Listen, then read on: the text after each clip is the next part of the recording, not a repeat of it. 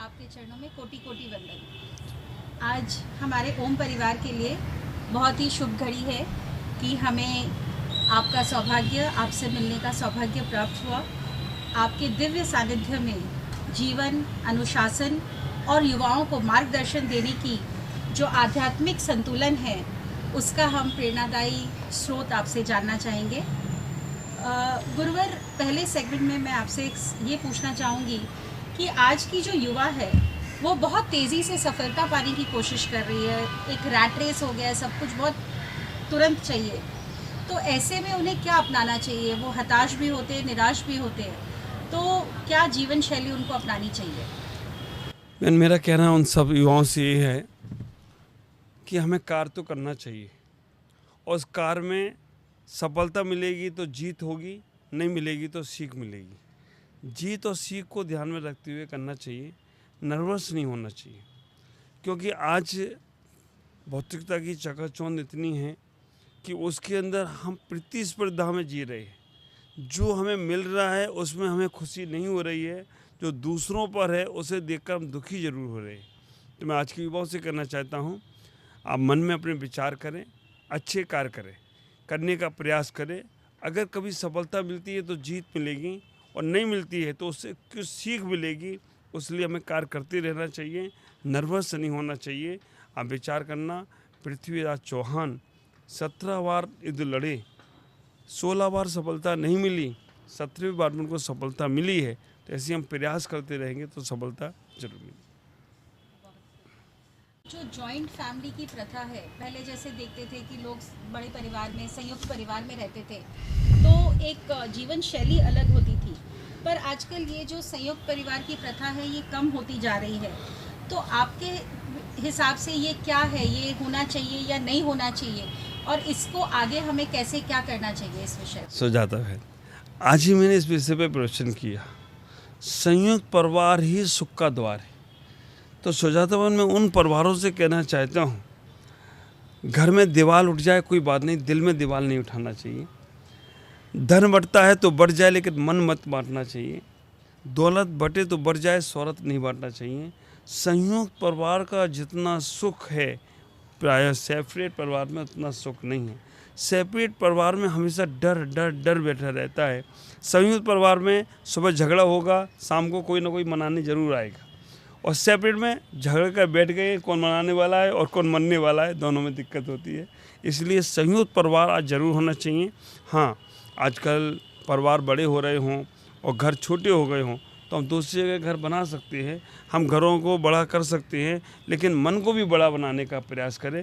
संयुक्त परिवार की श्रृंखला हमारे हर घर में, हर परिवार में होना चाहिए, तभी हमारा परिवार में सुख और शांति आएगी।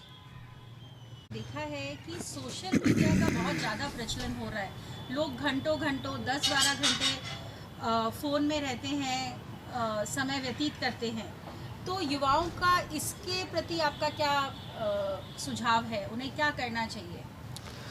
मेरा सोचना है, मीडिया का प्रभाव, सोशल मीडिया का प्रभाव या जो इलेक्ट्रॉनिक मीडिया का प्रभाव हमारे जीवन में उतना ही आना चाहिए जैसे भोजन में नमक। क्योंकि अगर हम इसमें अगर ज़्यादा संयुक्त होते हैं तो हमारी आत्मशक्ति ख़त्म होती है। पहले का आदमी कितनी भी संख्याएं होती थी खुद जोड़ लेता था, उंगलियों से जोड़ता था, और आज के आदमी को अगर 2 और 2 4 पूछा जाए कैसे होते हैं तो वो कैलकुलेटर मोबाइल से जोड़ता है। तो जितना ये भौतिक साधन आए हैं ये हमारे आत्मबल को, मनोबल को कमज़ोर कर रहे हैं। तो मैं उनसे कहना चाहूँगा, मीडिया का उपयोग बहुत ज़रूरी है तो हमें इलेक्ट्रॉनिक उपयोग करना चाहिए, अन्यथा अपनी मानसिक शक्ति को बढ़ाने के लिए मीडिया का उपयोग कम से कम करें। दूसरे नंबर पर ज़रूरी है, क्योंकि आज भौतिकता की आंधी दौड़ रही है, इसमें हम अगर मीडिया का सहारा नहीं लेंगे तो हम बहुत पीछे हो जाएंगे। तो उतना ही सहारा लें जिससे हमारा काम चलता हो, ज़्यादा इसमें आसक्ति ना रखें। गुरुजी, आजकल हम देख रहे हैं कि जो गुरु भक्ति, पूजा, मंदिर या संयम, नियम जो सामायिक वगैरह होती है, आजकल की युवा इन सब चीज़ों से बहुत दूर जा रही है या इन सब चीज़ों में कम विश्वास रखती है। तो क्या ये बहुत अच्छा संकेत है, और अगर नहीं तो इसका क्या उनको मार्गदर्शन आप देना चाहेंगे? सोचा मैं उन युवाओं से मैं कहना चाहूँगा जो लोग आज भक्ति और उनसे दूर हो रहे हैं, जैसे हमारे शरीर को स्वस्थ रखने के लिए, स्वच्छ रखने के लिए बाथरूम की आवश्यकता है। अगर हमारे घरों में बाथरूम रहते हैं तो हम इसमें स्नान करते हैं, शरीर मेरा स्वच्छ रहता है। उसी प्रकार से हमारे दिल और दिमाग में गॉड रूम भी होना चाहिए। आज के युवाओं को मैं कहना चाहूँगा कि शरीर स्वच्छ तो हम कर लेते हैं, लेकिन मन को स्वच्छ रखने के लिए परमात्मा के पास जाना चाहिए, भक्ति के पास जाना चाहिए, गुरु के पास जाना चाहिए और उनसे उनको आत्मबल मिलेगा। ऐसा उनका जीवन होगा कि जिससे उनको लगेगा कि मेरे ऊपर भी कोई है। अन्यथा वो भौतिक चकाचौंध में रहेंगे और इन्हीं चीज़ों में रहेंगे तो कभी आत्मबल को नहीं पा सकेंगे। तो मैं अपने युवाओं से कहना चाहूँगा कि अगर आपको आत्मबल की तैयारी है, आत्मबल चाहिए है, तो आपको भक्ति रोज़ करना चाहिए, सामायिक में बैठना चाहिए। मोबाइल को चार्ज करने के लिए हम जैसे लगाते हैं, वैसे अपने आप को चार्ज करने के लिए सामायिक की बहुत आवश्यकता है। तो युवाओं को करना चाहिए, इससे उनको बहुत खुशी मिली। ये तो बहुत सुने हैं, बहुत चर्चा में है, बहुत लोग उसकी विधि बताते हैं, बट जितना मैंने देखा है आज के लोग मेडिटेशन कर नहीं पाते। तो इसका क्या चैलेंज है या इसका हमें क्या समाधान निकालना चाहिए, कैसे इसमें और प्रेरणा बढ़ानी चाहिए? मैं कहना चाहूँगा मेडिटेशन हमारे जीवन का एक अंग है। श्वास लेना जैसे ज़रूरी है, वैसे मेडिटेशन भी हमारे जीवन के लिए बहुत ज़रूरी है। मैं अक्सर अपने प्रवचनों में कहता हूँ, टेंशन और मेडिसन, इन दोनों से बचना है तो मेडिटेशन में जाओ। अब मेडिटेशन करना नहीं आता है, लोग बाग बैठा देते हैं, शरीर को थका देते हैं, उसके बाद कहते हैं कि अब आप विश्राम करो तो मेडिटेशन होगा। नहीं, हम अपने आप को पूर्ण रूप से शांत करें। मेडिटेशन की फर्स्ट स्टेज ये है, फर्स्ट स्टेज में मेडिटेशन में हमें श्वास पे कंट्रोल करना चाहिए। हम आराम से बैठे ध्यान से दीर्घ श्वास लें, उसे रोकें और फिर धीमे धीमे उसे छोड़ें। पहले नंबर पर हमें अपनी श्वास पर कंट्रोल करना चाहिए। दूसरे नंबर पर हम फर्स्ट स्टेज श्वासों के माध्यम से अपने ध्यान को एकाग्र करें। केवल श्वास और संसार सब बाद में आया। जब आप इस संसार में आए, धरती पर आए हो, माँ के गर्भ में आए हो, तो पहला श्वास लिया था। माँ बाप भी तुम्हें बाद में मिल पाए हैं, श्वास पहले मिली माँ के गर्भ में आते ही। तो सबसे पहले हमें श्वास पर, क्योंकि नींव का पत्थर वो है, तो सबसे पहले श्वास पर हम अगर मेडिटेशन करना चाहते हैं, श्वास पर कंट्रोल करें। और आप श्वास पर कंट्रोल करेंगे तो दूसरे नंबर पर आपको अपनी डेली रूटीन को चिंतन में लाना है।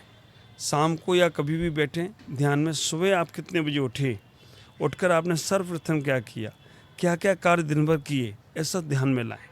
और आप जल्दी से लगेगा, भगवान का ध्यान और जगह का ध्यान बाद में आएगा, लेकिन आपने क्या किया उसे लाएं। उसमें माइनस और प्लस करें, जो अच्छा है उसे प्लस करें, जो माइनस, जो खराब है उसे माइनस करें। दूसरी स्टेज। तीसरी स्टेज है, ये जो सब दिख रहा है ये हमारा नहीं, हमारे शरीर भी हमारा नहीं है, माँ बाप हमारे नहीं हैं, परिवार हमारा नहीं है, ये संसार हमारा नहीं है, केवल मेरी आत्मा है। तो उस आत्म तत्व का चिंतन करेंगे तो आपको ध्यान का अभ्यास होगा और मन की विकल्पता हटेगी, वही जीवन का आनंद से। ये सब चीज़ बहुत बहुत गहरी बात कही गुरुवर आपने कि श्वास ही जीवन का सार है। माँ बाप से पहले श्वास मिला है और उसी पर शायद आत्मचिंतन करने से, गहराई से मनन करने से, और जो दिनचर्या की बात आपने कही कि उसको गहराई से आप इवैल्यूएट करिए, क्या पाया, क्या हटाना है या क्या जोड़ना है, वो बहुत जरूरी है। गुरुदेव, आजकल हम देखते हैं कि अक्सर बच्चे बोलते हैं कि वो बहुत व्यस्त हैं, वैसे ही माँ बाप भी व्यस्त हैं और अपनी इस व्यस्त जीवन शैली में शायद उतना उचित समय या क्वालिटी टाइम जिसको हम कहते हैं नहीं दे पाते। तो इस स्थिति में एक अच्छी पेरेंटिंग के लिए उन्हें क्या करना चाहिए या किस दिशा में उन्हें आगे बढ़ना चाहिए? मैं कहना चाहूँगा, माँ बाप हों या बच्चे हों, जो संयुक्त परिवार की बात मैंने शुरू में कही, उनको एक बार दिन में ज़रूर आपस में बैठना चाहिए। घर का एक नियम, एक संयम बनाना चाहिए कि 10 बजे के अंदर अंदर घर में कोई भी होगा, पढ़ने वाला बच्चा हो, ऑफिस वाला हो या और मित्र फ्रेंड से मिलने जाए, 10 बजे के अंदर घर में आना चाहिए। 10 बजे के बाद घर का लॉक लग जाएगा, पहला। दूसरे नंबर पर शाम को सोने के पहले एक बार पूरा परिवार बैठे, एक बैठक रूम होता है, उसको क्या बोलते हैं इंग्लिश में? लिविंग रूम बोलते हैं। लिविंग मतलब लव वाला रूम है वो। तो उसमें बैठकर एक दूसरे की बात पूछे। मैं कहना चाहता हूँ, अगर वो शाम को 10 मिनट भी उस लिविंग रूम में बैठकर एक दूसरे की बात पूछे, तो जितना मंदिर में जाने से मन शांत नहीं होगा, उतना शांत मन उनकी वहाँ बैठने होगा। सुबह उठने का समय मालूम नहीं कौन कब कितने बजे उठता है, लेकिन रात को सोने का समय सबका फिक्स होना चाहिए। तो आज परिवार में 10 मिनट 15 मिनट जरूर बैठे। हफ्ते में एक दिन सब लोग सामूहिक भोजन करें। महीने में एक दिन सब लोग मंदिर में एक साथ जाने का प्रयास करें। साल में एक दिन कहीं घूमने के लिए जरूर जाएं। 1 दिन हो, 5 दिन हो, 10 दिन हो, हम किसके लिए कमा रहे हैं, हम किसके लिए भागा दौड़ कर रहे हैं। तो हमें इतना ही ख्याल करना है कि हमें रोज़ शाम को 5 मिनट 10 मिनट सबसे हालचाल पूछना है, कैसे हैं, ठीक हैं, कोई दिक्कत तो नहीं, पहला। दूसरे नंबर, हफ्ते में 15 दिन में या महीने में एक दिन भोजन सब लोग करेंगे सामूहिक। घर के मुखिया को सोचना चाहिए। और हम साल में कहीं ना कहीं घूमने का ट्रिप बनाएं, तो इससे परिवारों में बहुत आत्मीयता और बहुत प्रेम बने। गुरुवर, आपने अक्सर आहार, व्यवहार और विचार पे बहुत एम्फेसाइज किया है अपने प्रवचनों में। तो ये 3 जो है, ये जीवन की गुणता को कैसे निखारते हैं या क्या प्रभाव डालते हैं? जी श्रद्धा बहन, सबसे बड़ी बात है, खान पान सुधरेगा तो खानदान सुधरेगा, और खानदान सुधरेगा तो हमारा हिंदुस्तान सुधर जाएगा। तो सबसे पहले हमें खान पान पर ध्यान देना, क्योंकि अक्सर हम लोग सुनते हैं कि जैसा पियो पानी वैसी होवे वाणी, और जैसा खावो अन्न वैसा होवे मन। तो घर में आहार जो है, आहार में कभी भी शुद्ध आहार, शाकाहार सबको मालूम है, लेकिन बहुत से लोग इसको नहीं अपना पाते हैं। तो मैं कहना चाहूँगा, घर में जितना शुद्ध और सात्विक आहार होगा, उतना मन आदमी का स्वस्थ रहेगा। और जितना भोजन वो घर में करने का प्रयास करेगा, उतना उसके शरीर में, अंग में लगेगा। तो सबसे पहले हमें आहार पे कंट्रोल करना है। दवा दबा के नहीं खाना है। दवा दबा के खाओ और दवा खाना जाओ। आजकल ये जितने फास्ट फूड हो गए, ये पिज़्ज़ा का पीछा है ना, बरगद का पेड़ होता है, वो बरगद खा रहे हैं। तो ये सारी चीज़ें से छूटना चाहिए। घर में शुद्ध सात्विक भोजन करेंगे, उनके आहार अच्छा होगा तो विचार अच्छा होगा, विचार अच्छे होंगे तो संस्कार अच्छे होंगे, संस्कार अच्छे होंगे तो सुख का द्वार उनका स्वागत करेगा। तो सबसे पहले आज हमें अपने घरों में आहार को शुद्ध और सात्विक रखना चाहिए। गुरुवर, आज की जो युवा पीढ़ी है वो मानती है कि अनुशासन बहुत कठिन काम है या बहुत कठिन कार्य है।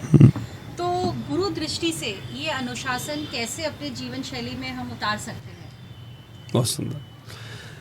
अनुशासन कठिन उन्हें लगता है जो आउट ऑफ कंट्रोल है।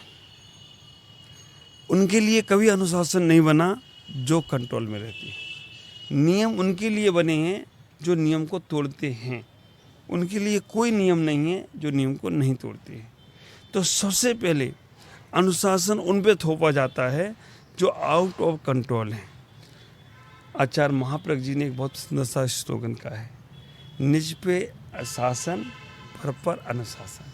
तो जो व्यक्ति अपने आप पर शासन कर सकता है, जो अपने मन को कंट्रोल कर सकता है, वो ही पर पे अनुशासन कर सकता है। इसलिए अनुशासन दूसरों पे थोपने के पहले हमें अपने आप को जगाना है, अपने आप को अनुशासित करना है। अगर हम अनुशासित हैं तो सब अनुशासित होंगे।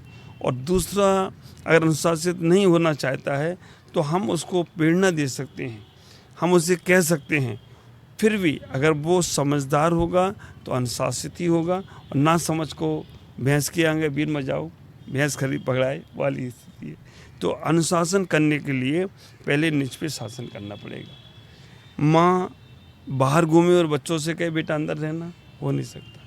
माँ मोबाइल पे दिन भर लगी रहे, बच्चों से कहे बेटा अनुशासन से रहना, मोबाइल नहीं चलाना, हो नहीं सकता। माँ टीवी देखे, बच्चों से कहे बेटा टीवी नहीं देखना, हो नहीं सकता। माँ पारदर्शी कपड़े पहने, बच्चों से कहे पूरे कपड़े पहनना, हो नहीं सकता। तो इसको ये जिसको भी अपने आसपास के लोगों को अनुशासित करना है तो पहले निज पे शासन, फिर पर अनुशासन करेंगे तो जीवन आनंद में होगा। उतना सही।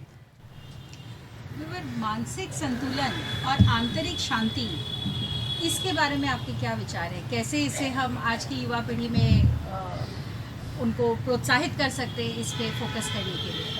और सुंदर मानसिक अनुशासन और अपने जो आंतरिक शांति, उसके लिए मेरा एक बहुत सुंदर सा विचार है। मानसिक आंतरिक शक्ति और मानसिक दृढ़ता के लिए कम विचार करें। Simple life, high thinking. जब हम दिखावे में जाते हैं तो हमारी मानसिक संतुष्टि नहीं हो सकती, क्योंकि दिखावे का मतलब है कोई मेरी प्रशंसा करे, और वो प्रशंसा की चाह जब नहीं होती है तो वो असंतुष्ट हो जाता है। तो सबसे पहले जिनको मानसिक संतुष्टि चाहिए वो दिखावे का भाव खत्म करें और वो सिंपल लाइफ, हाई थिंकिंग, ये विचारधारा में चलेंगे तो उनका मन भी दृढ़ता को रखेगा और उनको मन में शांति भी रहेगी। आज हो क्या रहा है सुजाता बहन, आज ये हो रहा है हाई फाई लाइफ और लो थिंकिंग।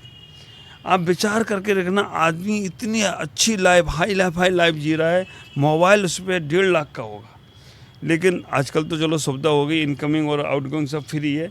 नहीं तो उस वक्त जब आउटगोइंग का पैसा लगता था तो वो मिस कॉल देता था कि भाई तुम ही फ़ोन करो, मैं नहीं कर सकता हूँ।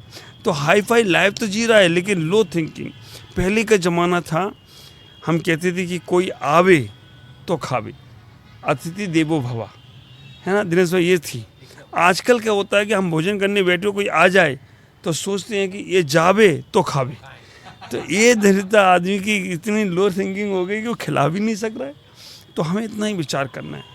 अगर मन की स्थिरता रखना है और मन को शांत रखना है तो सिंपल लाइफ, कोई रंग नहीं, कोई कुछ भी नहीं, और सिंपल लाइफ और हाई थिंकिंग रखेंगे तो हमारे मन में मजबूती आएगी और आत्म शांति बनी रहेगी, और दिखावे के भाव नहीं रहेंगे तो कोई हमें दुखी नहीं कर सकता है ना। सब गुरुवर, आप हमेशा कहते हैं कि पहले एक अच्छा मनुष्य बनो, तो आज की समाज की जो व्यवस्था है इसमें करुणा, विनम्रता और सद्भाव कैसे बढ़ाया जा सकता है?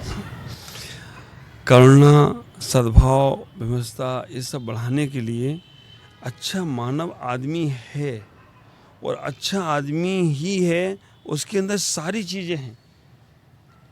कोई भी बच्चे का चित्र आप देखोगे तो बहुत अच्छा है, लेकिन जैसे जैसे बाहर का प्रभाव पड़ता जाता है वैसे वैसे उसके अंदर का सरलपना ख़त्म होता जाता है। तो हमें इतना ही विचार करना है, अच्छे बनने के लिए हम बाहर की दुनिया के प्रभाव से बचें, और बाहर की दुनिया के प्रभाव से बचकर अपने आप को देखने का प्रयास करें, तभी हमारे जीवन में बहुत आनंद आएगा। और आप विचार करके रखना, हमें अगर ऐसा ही संदेश अपने को रखना है तो हम इतना ही विचार करें, हम अपने जीवन में इतना ही विचार करें कि हम जीवन अच्छा करने का प्रयास करें, पेंसिल बनकर अच्छा लिखने का प्रयास करें। अगर हम अच्छा नहीं लिख पा रहे हैं तो रबड़ बनकर हम बुराइयां मिटाना शुरू कर दें, तो भी जीवन के बहुत अच्छे आदमी बन सकते हैं। और एक बात मैं कहना चाहूँगा कि अगर हमें यहाँ पर अच्छा बनना है तो हर व्यक्ति से हम जब मिलते हैं उस व्यक्ति की कोई ना कोई अच्छाई होगी जो तुम्हें अच्छा लगे। हम संतों से मिलते हैं, गुरुओं से मिलते हैं, या कोई पुस्तक पढ़ते हैं, तो उनमें क्या अच्छा नज़र आ रहा है वो एक अच्छाई उसकी लेकर अपने जीवन में उतारो। तुमसे अच्छा इंसान इस दुनिया में कोई और नहीं होगा। फर्स्ट। दूसरे नंबर पे मैं कहना चाहूँगा, मेरे तरुण सागर जी महाराज कहते हैं कि अगर तुम्हें किसी इंसान में बुराई दिख रही है, कोई बात नहीं, उससे मत कहो, वो बुराई अपनी डायरी में नोट करो कि ये बुराई हम अपने जीवन में हम खुद नहीं करेंगे। अगर ऐसा मन तुमने बना लिया तो तुमसे अच्छा इंसान और कोई नहीं होगा, तुम ही संसार की सबसे अच्छे इंसान। गुरुवर, आज की युवा पीढ़ी के लिए आप क्या खास संदेश देना चाहेंगे? आज की युवा पीढ़ियों से मैं कहना चाहूँगा, माता पिता का सम्मान करें। इस धरती पर कुछ भी और है तो बस माँ बाप। अगर वो हैं तो हम सबसे दौलतमंद आदमी हैं। अगर माता पिता मेरे पास हैं तो मैं सबसे स्वस्थ इंसान हूँ। माता पिता हैं तो मेरे पास सारी खुशियाँ हैं, मेरे चरणों में हैं। और जिन घर में माँ बाप की आंखों में आंसू बच्चों की तरह से आते हैं, उनकी दौलत, उनकी शोहरत, उनका धर्म ध्यान, उनका पूजा पाठ, उनका व्यापार सब चुल्लू पानी में डूब जाता है। तो आज के युवाओं से कहना चाहता हूँ कि अगर तुम अपने जीवन में सबसे बड़ी उपलब्धि पाना चाहते हो तो माँ बाप अगर हैं तो उनका सम्मान करो। वो ना हो तो जो घर में बड़े हों उनको। अक्सर हम देखते हैं जिनके छत पर, जिन मकानों में छत होती है उनको मकान कहते हैं, और जब छत नहीं होती है, खंबे रह जाएं तो खंडर हो जाते हैं। तो माँ बाप भले ही बूढ़े हो जाए, पेड़ भले ही फल ना दे लेकिन छाया तो देता है। गाय भले ही दूध ना दे लेकिन गाय की दूध की एनर्जी तो मिलती ही मिलती है। तो आज से युवाओं से कहूँगा कि आप माँ बाप का जितना सम्मान करोगे उतना जीवन में ऊंचाइयाँ और तरक्की मिलेगी। गुरुवर, एक आखिरी सवाल, आपके जीवन के अनुभव से आप ऐसी कोई सीख देना चाहते हैं हमारे दर्शकों को जिससे उनकी भी ज़िंदगी बदल जाए? हाँ, मैं आज सारे लोग जो लोग मुझे सुन रहे हैं उनसे कहना चाहता हूँ, जीवन में सरल बनो। सरल बनकर, तरल बनकर आप कहीं भी जा सकते हो। जहाँ से कठोरता आती है, आप कठोर बनने के बाद एक कदम भी आगे नहीं बढ़ा सकते हो। हवा सरल है, वो कहीं भी जा सकती है। पानी तरल है, वो कहीं भी रास्ता बना सकता है। पानी बर्फ़ का रूप ले ले तो वो बर्फ़ का रूप लेने के बाद वो वहीं रहेगा, रिश्ता रहेगा, लेकिन आगे नहीं बढ़ पाएगा। आगे बढ़ने के लिए उसे पिघलना पड़ेगा, पानी बनना पड़ेगा। हवा अगर तूफान का, बवंडर का रूप ले ले तो वहीं घूमती रहेगी, आगे नहीं बढ़ेगी और लोगों को अपने अंदर ही समाहित करेगी। उसे आगे बढ़ने के लिए सरल बनना पड़ता है। तो मैं आज के युवाओं से या आज के जो लोग भी मुझे सुन रहे हैं उनसे कहना चाहूँगा कि हम सरल बने, तरल बने, अपेक्षाएं कम करें। क्योंकि अपेक्षा की उपेक्षा जब होती है तो वो दुख में कारण बनता है। हम अपने बच्चों से अपेक्षा रखते हैं, हम परिवार से अपेक्षा रखते हैं, हम सबसे अपेक्षा रखते हैं, और जो अपेक्षा की उपेक्षा होती है तो दुख में कारण बनता है। तीसरा संदेश दूंगा, हम अपनी बात को जब कभी रखें, आग्रहपूर्वक रखें, हठाग्रहपूर्वक ना रखें। आग्रहपूर्वक रखने में हमें दुख नहीं होता है, हठाग्रहपूर्वक बात रखते हैं तो दुख होता है, ईगो आता है। 4 प्रकार की हट हैं, राजहट, बालहट, तिरिया हट और साधु हट। साधु अगर जिद्दी हो जाए तो वो कुछ भी कर सकता है, 50 मंजिल पे भी चढ़ सकता है। साधु हट। तिरिया हट, स्त्री अगर हड्डी हो जाए तो वो कुछ भी कर सकती है, यमराज से अपने पति के प्राण छुड़ा सकती है। राजहट, राजा अगर हड्डी हो जाए तो मोदी जैसे लोग ताली, चमड़े का सिक्कर भी चला सकते हैं, और मोदी ताली हिंदुओं से तो छोड़ो, मुसलमान से भी ताली बजवा सकते हैं अगर राजा भी अपने पे आ जाए। और चोर हट हो जाए तो वो भी। लेकिन ये 4 हट ज़्यादा खतरनाक नहीं। बाल हट, राजहट, तिरिया हट, साधु हट ये ज़्यादा खतरनाक नहीं है। एक 5वीं हट है जो मेरे गुरुदेव पुष्पदन सागर जी महाराज कहते हैं, उसका नाम है चल हट। जहाँ से चल हट आ गया वहाँ से आदमी का जीवन खराब होता है। तो हमें इतना ही विचार करना है, हठाग्रही नहीं होना है, आग्रही होना है, अपेक्षा नहीं रखना है, उपेक्षा होगी तो दुख होगा, और तीसरे नंबर पर सरल बनना है। तो जीवन का बहुत आनंद आपको मिलेगा और जीवन बहुत आनंदित होगा। ये आशीर्वाद। गुरुदेव, बहुत बहुत कृतज्ञ हूँ, आज ये बहुत अच्छा मौका मिला मुझे आपसे एकाएक इतने सारे सवाल जवाब, लोग प्रवचन सुनते हैं, पर आज आपके सानिध्य में ढेर सारा आशीर्वाद, ढेर सारा उपदेश मिला। इसके लिए बहुत बहुत आभार। बहुत बहुत आशीर्वाद।